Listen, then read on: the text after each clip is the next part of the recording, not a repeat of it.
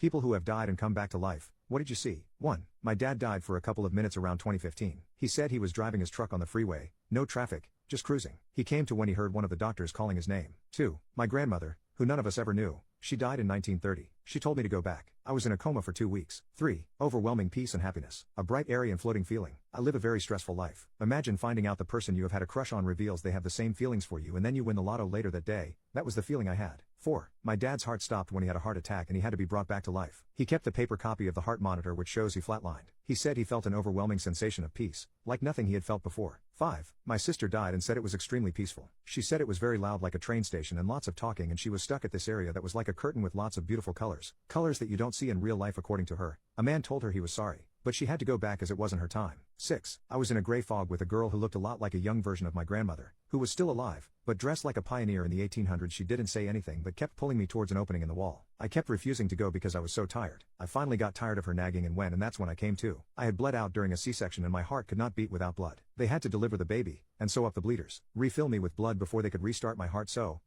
at least 12 minutes gone. 7. Not my story, but I think about it a lot. Years ago I knew a guy who was working at a theater in New York in the 90s. Someone broke in to rob the place and stabbed him in the neck. If I remember true, he was clinically dead for something like 9 minutes before being resuscitated. He told me he felt his consciousness slip into an alternate universe where he didn't die, that he did not make it in his original world and now lives here. You could chalk that up to a lot of things, of course, but the eeriest part was his absolute and almost casual surety of it. When I asked a follow-up, it wasn't a matter of that's what I believe, it was that's what happened. I often find myself wondering if any of us ever really die and we're not just falling through the multiverse. 8. Nursing in the ICU. We've had people try to die on us many times during the years, some successfully. One guy stood out to me. His heart stopped. We called a code, are working on him, and suddenly he comes to. We hadn't vented him yet, so he was able to talk, and he started screaming, "Don't let them take me, don't let them take me, they are coming." He was scared and yelling. Then he yelled a little more. As we tried to calm him down, he screamed, "No, no," and gestured towards the end of the bed, and died again. We didn't get him back. It was seriously creepy. We called his son to tell him the news, and the son said basically, "Good." He was a sob. 9. My grandmother was near death for months. All the hospice nurses and we, family, were amazed at how she was still mentally sharp and hanging on overall. But for all those months, she kept telling me how she was having these horrible dreams of people at the foot of her bed. She didn't see their faces. They were just figures. Sometimes they would grab at her and want to take her somewhere. Sometimes she would ask them questions, but they wouldn't answer. She became afraid of going to sleep. So, I'd often stay with her so she could hold my hand if she got scared. All her hospice nurses said that seeing people or a patient talking about taking a trip was common. But usually, these figures brought on a sense of peace. But my grandmother was genuinely terrified of the figures. I always wonder if she's okay. 10. I have a near-death one. My grandmother in Mexico is old and she was in the hospital getting treated for her dementia. We were with her and she was not remembering anything. Then out of nowhere she looks at the door window and stares. She tells the door in Spanish,